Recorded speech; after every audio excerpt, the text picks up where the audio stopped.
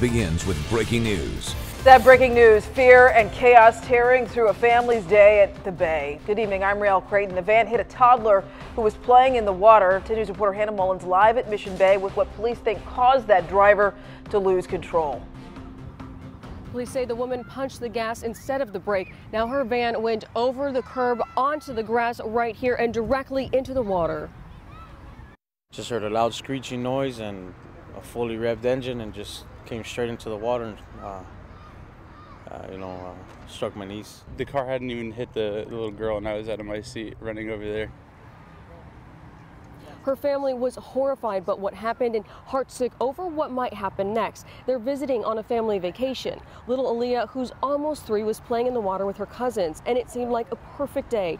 That changed so fast, families were helpless as they watched. Police say a van with a family inside barreled into the bay, hit Aaliyah, and dragged her deeper into the water. Aaliyah's dad rushed toward his little girl, picked her up, and carried her out. We're told she was out of it for about 10 minutes, and then she started screaming and crying, which seemed to be a good sign.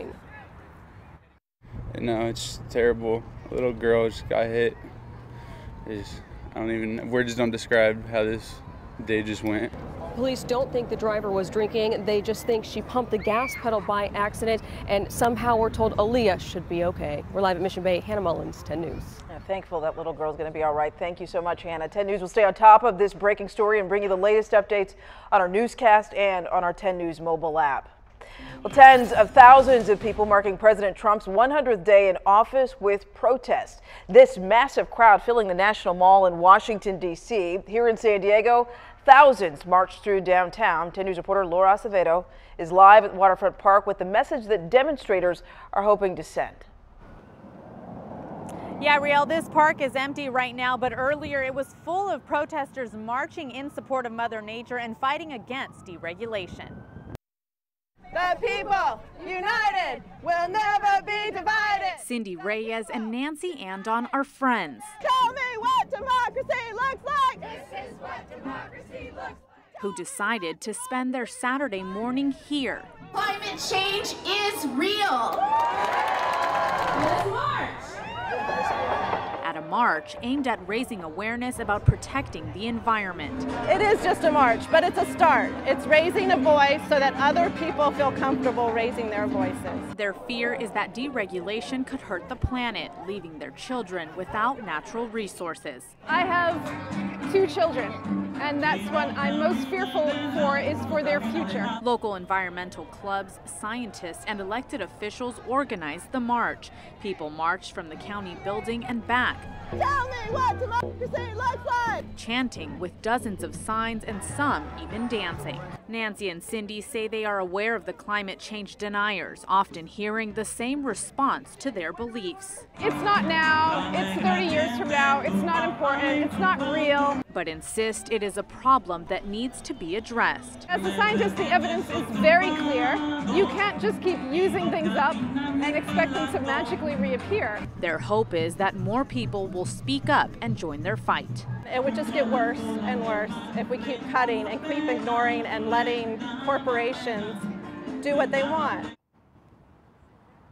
Now, we did reach out to the San Diego Republican Party chairman, who said in a statement that it was a shame that some were choosing to politicize protecting the environment to push their political agenda. He also said that San Diegans deserve better on this important issue. Reporting live in downtown, Laura Acevedo, 10 News. Laura, thank you. Across the country, a similar scene. Climate marches from D.C. to Denver to Seattle. The president himself just wrapping up a rally in Pennsylvania. ABC's Maggie Rulli has a look at the president's accomplishments and roadblocks so far and the challenges ahead. President Donald Trump's 100th day in office looking a lot like the first.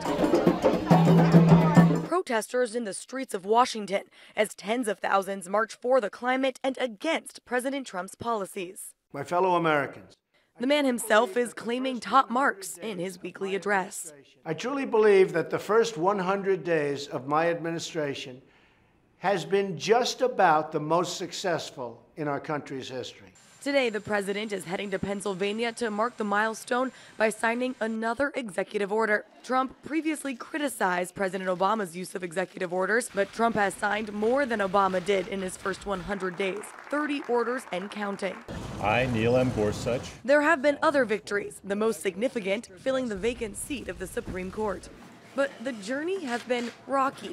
While Trump has signed 29 bills into law, none represent his major legislative goals, like repealing and replacing Obamacare.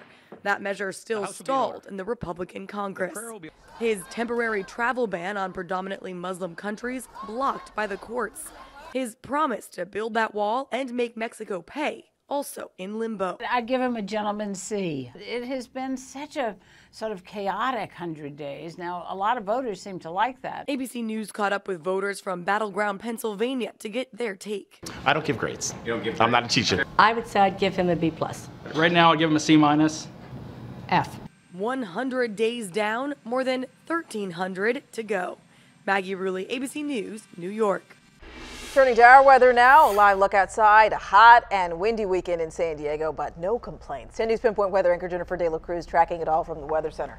Yeah, it was not a bad day for your Saturday. Perfect weather for your weekend. We saw nothing but sunshine and blue skies. No cloud coverage at all in La Jolla right now. Looks like a great way to end your Saturday afternoon. Our wind speeds have been dying down, but we still are a little bit gusty in San Diego with 16-mile-per-hour winds coming from the ocean, though. So we're starting to see the sea breeze, and the Santa Ana winds are dying down. We're still dealing with those Santa Anas, though, in our mountain and desert areas, but we're going to continue to see the wind speeds calming into the night. Our temperatures right now, 76 degrees in San Diego, 77 in El Cajon, and 77 in Poway. Our 24-hour temperature change shows us we're warmer than where we were at this time yesterday. That's thanks to those winds, but we're going to see some changes heading our way. We'll talk more about that coming up in your 7-day forecast. Okay, Jennifer, we'll wait for that. Meantime, CAL FIRE says this fire season could be especially dangerous. This winter's rains left a lot of green on Cowles Mountain and across the county, but now some of it is turning brown. That stuff's going to die out. We know that. It dies out every year, no matter how much rain we get. So it was similar dry brush that fueled the devastating fires in 2003, 2007, and 2014. Captain Isaac Sanchez says that firefighters all over Southern California are aware of the windy weekend forecast. Even though they're not ramping up extra teams, he says they are ready. Well, meantime, people living in the South Bay marching for clean water. Families outraged after sewage spills have repeatedly impacted water in the South Bay. People say the smell has been unbearable and people are getting sick. It's just getting worse. Our kids surf in this water. We grew up here. We love our beach. We want clean water. And do we want our Navy SEALs training in this stuff? Really? Now, the International Boundary and Water Commission says that 28 million gallons of raw sewage seeped into the Tijuana River in February. The mayor of Imperial Beach wants new equipment to divert Mexican sewage away from the South Bay. A cyclist is dead after an off-road crash in the North County. Police found the man unconscious off the side of a bike path near North Santa Fe Avenue and the 76th this morning. Paramedics tried to revive him, but he did not survive. Investigators are trying to figure out what caused him to crash. Meantime, police still searching for the thieves who pulled off two brazen heists at two Apple stores yesterday. Both stores ransacked within about 30 minutes of each other. Police say 3 men with knives barged into the Fashion Valley Apple store and ripped iPads and iPhones off the display. They took off in a silver Chevy. About a half an hour earlier, the same thing happening at the Apple store in the UTC Mall. Police say the thieves got away with about $10,000 worth of products. Well, now to another crime alert, this one involving a prop from a 90s horror movie. Police say a man in a Scream mask walked into a Pizza Hut late last night, told employees that he had a gun, and ordered them to get down. This was at the Edgar Highland store near Coronado Avenue and 18th Street in the South Bay. Police say the robber got away with money and some of the employees' personal property. Investigators have identified the suspect, a drunk driver involved in a high-speed chase through San Diego last night. As Simone Bahu, witnesses called 911 saying that he was drinking a bottle of wine in his car. Deputies tried to pull him over, but he took off, leading them on a 30-minute chase, they say. CHP officers eventually used a pit maneuver to stop the car in La Mesa. Bahu was arrested on charges of running from police, resisting arrest, and DUI. Well, some sad news now. A sea lion pup born at SeaWorld has died. That pup, named Little Jim, was born on Wednesday after her sick mother was rescued just the day before. The premature pup passed away last night. A necropsy will be conducted to determine the cause of death. Little Jim's mother was picked up after displaying signs of domoic acid poisoning. The acid is produced by algae and builds up in things that sea lions eat.